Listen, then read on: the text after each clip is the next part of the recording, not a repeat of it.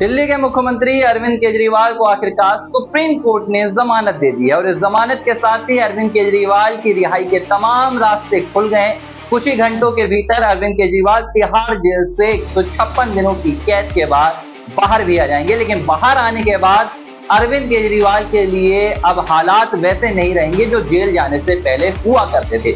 यानी कि अरविंद केजरीवाल को जमानत देते हुए सुप्रीम कोर्ट ने कुछ शर्तें भी लगाई हैं, कुछ पाबंदियां भी लगाई हैं और इन पाबंदियों को मानना अरविंद केजरीवाल की अब मजबूरी रहेगी, क्योंकि अगर अरविंद केजरीवाल इन पाबंदियों को नहीं मानते हैं तो उनको दी गई जमानत भी रद्द की जा सकती है। हालांकि ये पहला दफा नहीं है, पहला मौका नहीं है जब अरविंद केजरीवाल को जमानत देते हुए पाबंदियां लगाई गई है। इससे पहले जब अरविंद केजरीवाल को 10 मई को चुनाव प्रचार के लिए जमानत दी गई थी तो भी शर्तें रखी गई थी। इसके बाद अरविंद केजरीवाल को 12 जुलाई को ईडी के मामले में जमानत मिली तो भी शर्तें रखी गई थी। और अब जब सुप्रीम कोर्ट ने सीबीआई के मामले में अरविंद केजरीवाल को जमानत दी है तो एक बार फिर से अरविंद केजरीवाल के ऊपर कई पाबंदियां लगाई गई हैं और उन्हें इन पाबंदियों को मानने के लिए कहा गया है। अगर अरविंद केजरीवाल कहीं ना कहीं अपनी जमानत के दौरान इन पाबंदियों का पालन नहीं कर पाते हैं तो उनको दी गई जमानत भी सुप्रीम कोर्ट के द्वारा रद्द की जा सकती है। लेकिन सबसे पहले आपको बता दें कि आखिरकार वो पाबंदियां कौन सी हैं जिन्हें अरविंद केजरीवाल को मानना होगा,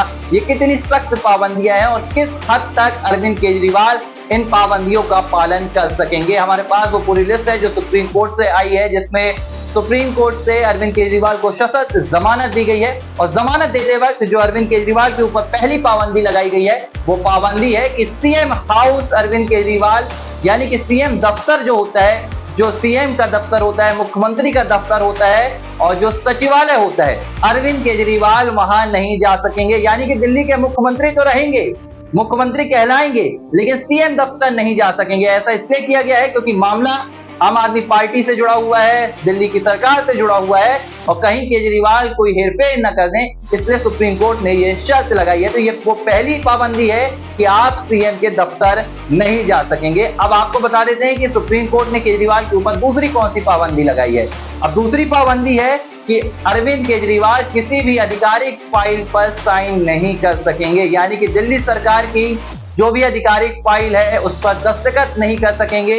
और अगर कुछ बहुत ही महत्वपूर्ण होगा, जनता से जुड़ा हुआ कोई फैसला होगा जहां मुख्यमंत्री के साइन चाहिए ही चाहिए, दस्तखत चाहिए ही चाहिए, सिर्फ केजरीवाल वहां दस्तखत कर सकेंगे। इसके अलावा कोई भी सरकारी फाइल पर अरविंद केजरीवाल अभी दस्तखत नहीं कर सकेंगे। तो सुप्रीम कोर्ट ने ये दूसरी शर्त लगाई है। अब बताते हैं कि सुप्रीम कोर्ट की कौन सी वो तीसरी पाबंदी है जिसका पालन करना अरविंद केजरीवाल को जरूरी होगा। और ये तीसरी पाबंदी है कि अरविंद केजरीवाल अब मामले से जुड़ा हुआ कोई भी बयान नहीं दे सकेंगे।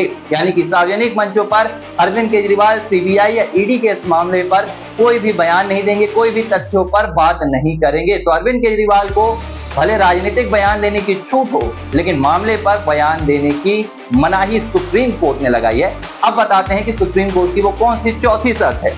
अब चौथी शर्त है अरविंद केजरीवाल की कि इस मामले में जितने भी गवाह हैं, गवाहों से दूरी बनाकर रखनी होगी। यानी कि अरविंद केजरीवाल इस मामले से जुड़े किसी भी गवाह से बातचीत नहीं कर सकेंगे, इस मामले की जो तथ्य हैं उनसे संबंधित कोई चर्चा नहीं कर सकेंगे और पूरी तरह दूरी बनाकर रखेंगे। तो ये वो चौथी शर्त है जो सुप्रीम कोर्ट ने लगाई है। अब बात करते हैं कि पांचवी पाबंदी कौन सी है। केजरीवाल पर लगी पांचवी पाबंदी है कि जांच में सहयोग करेंगे। यानी कि अरविंद केजरीवाल को जब ट्रायल कोर्ट में बुलाया जाएगा या उनसे कोई पूछताछ की जाएगी, किसी भी तरह की जानकारी मांगी जाएगी, तो अरविंद केजरीवाल मना नहीं कर सकेंगे और उन्हें ट्रायल कोर्ट में पेश भी होना पड़ेगा।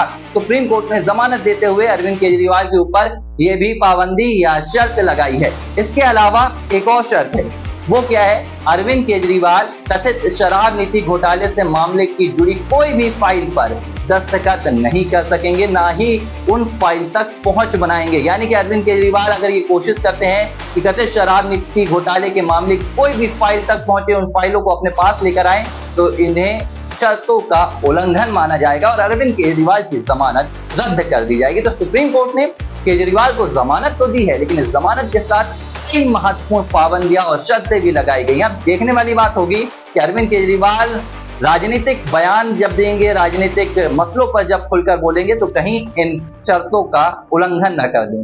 लिबरल टीवी पर यह खबर आप देख रहे हैं, बने रहिए।